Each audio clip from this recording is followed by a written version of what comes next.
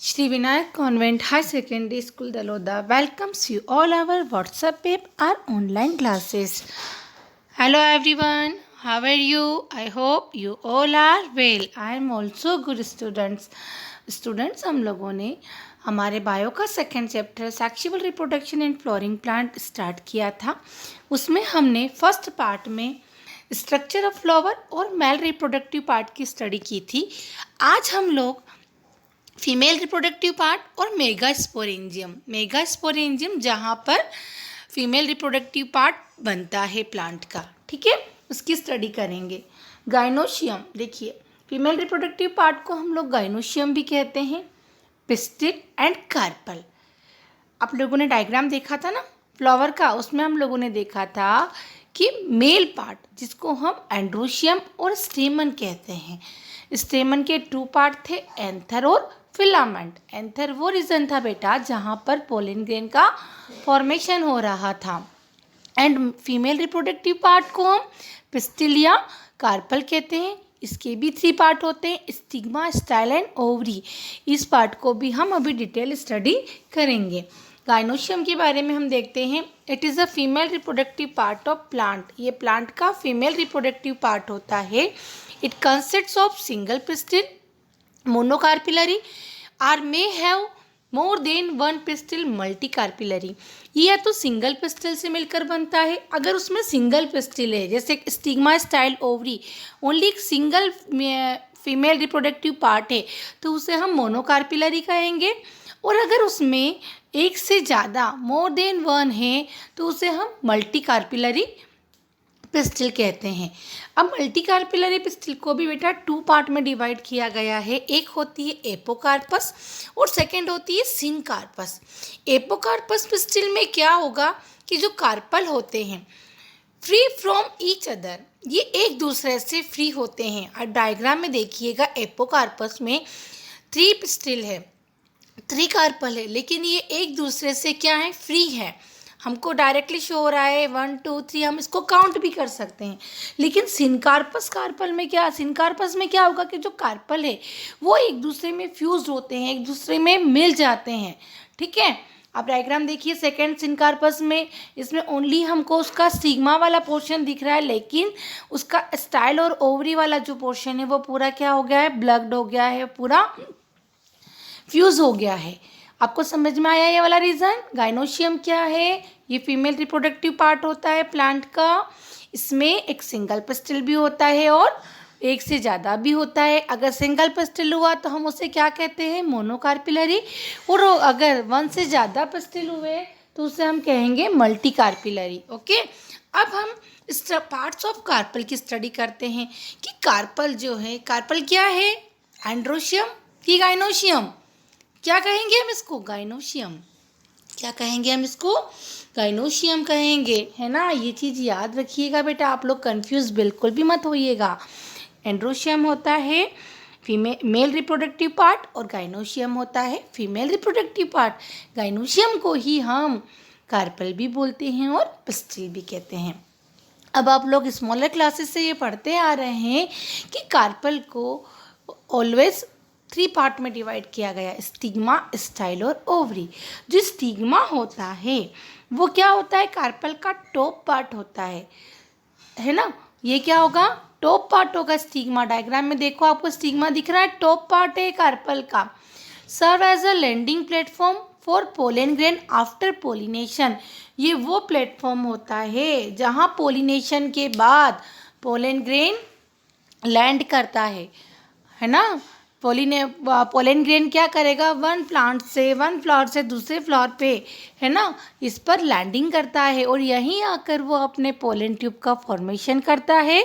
Stigma पे वो stigma पर लैंड करता है। स्टिग्मा पर आने के बाद वो पोलन ट्यूब का फॉर्मेशन करेगा और पोलन ट्यूब के थ्रू वो ओवरी में इंटर होता है, अपने न्यूक्लियस को, मेल न्यूक्लियस को वो इंटर करवाता है। Style, elongated slander part beneath the stigma. Style क्या करता है, स्टिग्मा और ओवरी को, ये स्टिग्मा और ओवरी को क्या करता है, कनेक्ट करता है। ये इलोंगेटेड स्लैंडर पार्ट होता है। Ovary the basal bulged part of the pistil, जो ओवरी होती है ये बेसल ब्लग्ड पार्ट होती है पिस्टल का, ठीक है। ये तीनों पार्ट हो गए हैं इसके, स्टिग्मा, स्टाइल और ओवरी। हम ओवरी के बारे में डिटेल स्टडी करते हैं। Ovary has an ovarian cavity with one और मोर चैम्बर। ओवरी जो है, ओवरी में एक ओवेरियन कैविटी होती है, इसमें एक से ज़्यादा चैम्बर भी होते हैं, जिन चैम्बर को हम लोक्यूल कहते हैं। आप डायग्राम में देखिएगा, जो ओवरी वाला रीजन है उसमें ओवेरियन कैविटी है और उसमें वन से मोर चैम्बर भी हो सकते हैं, उन चैम्बर को हम लोक्यूल कहते हैं। The placenta is located inside the ovarian cavity. Placenta कहाँ प्रेजेंट होगा? प्लेसेंटा जो है वो ओवेरियन कैविटी के इनसाइड प्रेजेंट होता है। जो ओवेरियन कैविटी होती है ना, उसके इनसाइड प्रेजेंट होता है। Arising from the placenta are the megasporangium commonly called ovules. और प्लेसेंटा से ही ओव्यूल अराइज होते हैं। और प्लेसेंटा को हम कह सकते हैं कि प्लेसेंटा बेटा वो प्लेस होता है जहाँ से ओव्यूल अटैच होते हैं फ्यूनिकल के थ्रू। जो ओव्यूल होगा ना बेटा, वो प्लेसेंटा से एक स्टॉक के थ्रू कनेक्ट होता है, जिसको हम फ्यूनिकल कहते हैं, है ना। इतना क्लियर हुआ आपको कि ओवरी में क्या होती है? ओवेरियन कैविटी होती है, उसमें 1 से 2 चैम्बर भी होते हैं, जिसे हम क्या कहते हैं? लोक्यूल कहते हैं। और जो प्लेसेंटा होता है वो ओवेरियन कैविटी के इनसाइड प्रेजेंट होता है, और यहाँ से क्या अराइज होंगे? ओव्यूल्स अराइज होते हैं। Arising from placenta are the megasporangium, sporangia commonly called ovules. यहाँ से क्या अराइज होते हैं? प्लेसेंटा से ओव्यूल अराइज होते हैं, और प्लेसेंटा ही वो प्लेस है जहाँ से ओव्यूल फ्यूनिकल के थ्रू अटैच होते हैं। आपको डायग्राम से देखिए, आपको और अच्छे से क्लियर होगा। आप ये चीज़ इसमें डायग्राम में शो नहीं दे रखी कर रखी है, पर आप ध्यान रखना कि ओव्यूल जो है प्लेसेंटा से जिस स्टॉक से अटैच है उसे फ्यूनिकल बोलते हैं। क्या कहते हैं हम उसको? फ्यूनिकल। अभी हम स्ट्रक्चर ऑफ ओव्यूल में इसको डिटेल स्टडी करेंगे। देखिए, स्ट्रक्चर ऑफ ओव्यूल और megasporangium. Funicle, the stalk of ovule by which it remain attached to placenta। Funicle जो है वो स्टॉक होता है जिसके थ्रू ओव्यूल जो है वो प्लेसेंटा से हमेशा अटैच रहता है। अब सेकेंड पार्ट होता है इसका हाइलम। हाइलम आप देखिएगा डायग्राम में लिखा हुआ है। हाइलम ये वो पॉइंट होता है, it is the point of attachment of funicles to the body of ovule. ये वो पॉइंट होता है जिसमें ओव्यूल जो है वो फ्यूनिकल से अटैच होता है। थर्ड दिया है इंटेग्यूमेंट। इंटेग्यूमेंट क्या होते हैं? It is the protective envelope surrounding the body of ovule. Ovule के सराउंडिंग प्रोटेक्टिव इन्वलप होता है जिसे हम इंटेग्यूमेंट कहते हैं। ये इंटेग्यूमेंट 2 टाइप के हो सकते हैं, एक से ज़्यादा भी हो सकते हैं। इसे आउटर और इनर इंटेग्यूमेंट भी कहते हैं। फिर है माइक्रोपाइलर। माइक्रोपाइलर देखिए आप डायग्राम में, it is a small opening near the tip of integument. Integument के नियर बहुत स्मॉल सी एक ओपनिंग होती है जिसे माइक्रोपाइलर कहते हैं, और यही वो प्लेस है जिसके थ्रू पोलन ट्यूब ओवरी में इंटर करता है। फिफ्थ है चलाजल, जिसको हम चलाजा भी कहते हैं और चलाजल भी कहते हैं। It is a basal part of ovule. ये ओव्यूल का बेसल पार्ट होता है। आप देखिए इसके माइक्रोपाइलर पोल के जस्ट अपोजिट जो बेसल वाला पार्ट है उसे चलाजल कहते हैं। 6 है न्यूसिलस। न्यूसिलस क्या करेगा? ये एम्ब्रियो सेक को, जो एम्ब्रियो बनेगा, एम्ब्रियो डेवलपमेंट होगा, ये न्यूसिलस उसको क्या करेगा? नरिशमेंट प्रोवाइड करता है उसके डेवलपमेंट के लिए।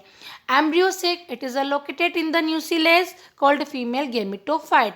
ये कहाँ लोकेटेड होता है? न्यूसिलस में लोकेटेड होता है एम्ब्रियो सेक। देखिए आप लोग डायग्राम में, और इसे फीमेल गेमेटोफाइट भी कहा जाता है। यही मैन हमारा फीमेल गेमेटोफाइट होता है। नेक्स्ट स्लाइड में हम लोग देखेंगे कि मेगास्पोरेंजियम, मेगास्पोरोजेनेसिस। मेगास्पोरोजेनेसिस का मतलब जहाँ पर मेगास्पोर का फॉर्मेशन होता है। हम लोगों ने हमारे फर्स्ट स्लाइड में देखा था माइक्रो स्पोरोजेनेसिस। माइक्रो मीन्स मैंने बताया था मेल पार्ट, और मेगा मीन्स होगा फीमेल पार्ट, ठीक है। अब इसमें हम देखते हैं कि कोई फीमेल रिप्रोडक्टिव पार्ट जो होता है उसका फॉर्मेशन कैसे होता है। इस प्रोसेस में देखिए, the process of formation of megaspore from megaspore mother cell is called megasporogenesis. इस प्रोसेस में मेगास्पोर का फॉर्मेशन होता है। किससे होता है? मेगास्पोर मदर सेल, जिसको हम बोलते हैं MMC, है ना। ये प्रोसेस जो है मेगास्पोरोजेनेसिस कहलाती है। आपको याद हो तो जहाँ पर पोलन मदर सेल का फॉर्मेशन होता है उसे हम PMC कहते हैं, और जहाँ पर मेगा स्पोर का फॉर्मेशन होगा उससे हम MMC कहते हैं, मेगा स्पोर मदर सेल। फिर है कि सेकंड, इसमें फर्स्ट आपको दिया कि ovule generally differentiate a single megaspore mother cell. जो ओव्यूल जो हैं वो डिफ्रेंशिएट होते हैं सिंगल मदर सेल में। मीन्स ये है कि ना तो इसमें माइटोटिक डिवीज़न होता है और ना ही मियोसिस डिवीज़न होता है। ये ओनली एक सिंगल सेल में क्या होते हैं? डिफ्रेंशिएट होते हैं। The MMC undergoes meiosis and from a linear tetrad are 4 haploid megaspore, out of which one remain functional chalazal end and 3 degenerate micropylar end। जो MMC है मेगा मदर सेल, इसमें क्या होगा? मियोसिस डिवीज़न होगा। उससे क्या होगा कि जो मियोसिस डिवीज़न के through linear tetrad haploid megaspore बनेंगे। एक ही लाइन में 4 हैप्लॉइड मेगास्पोर का फॉर्मेशन होगा, out of which one remain functional chalazal end. जो चलाज़ल एंड पर होगा वो वाला जो न्यूक्लियस है वो फंक्शनल होगा, और जो 3 हैप्लॉइड मेगास्पोर है वो माइक्रोपाइलर एंड पर होते हैं और वो क्या हो जाएंगे? डीजनरेट हो जाएंगे। देखिए MMC में क्या होगा? मियोसिस डिवीज़न होगा। मियोसिस के थ्रू क्या होगा कि 1 से 1 सेल से हमें 2 सेल मिलेगा, 2 मिलेगा, 2 से हमें 4 मिलेगा, ठीक है। फिर क्या होगा कि उस 4 में जो 1 है हमारा वो ओनली फंक्शनल होगा, और 3 जो होंगे वो क्या हो जाएंगे? डिजनरेट हो जाएंगे। Okay, one of the functional megaspore develop into female gametophyte. अब जो 1 फंक्शनल मेगास्पोर था वही आगे चलकर फीमेल गैमेटोफाइट में डेवलप होता है। बाकी जो 3 होते हैं वो तीनों डिजनरेट हो जाते हैं, उनका कोई फंक्शन नहीं होता है। आपको ये, आई होप ये आपको अच्छे से समझ में आया होगा कि हम लोगों ने इसमें female reproductive part and megasporogenesis का प्रोसेस देखा है। नेक्स्ट वीडियो में हम एम्ब्रियोसेक एंड डबल फर्टिलाइजेशन को स्टडी करेंगे। Okay, thank you.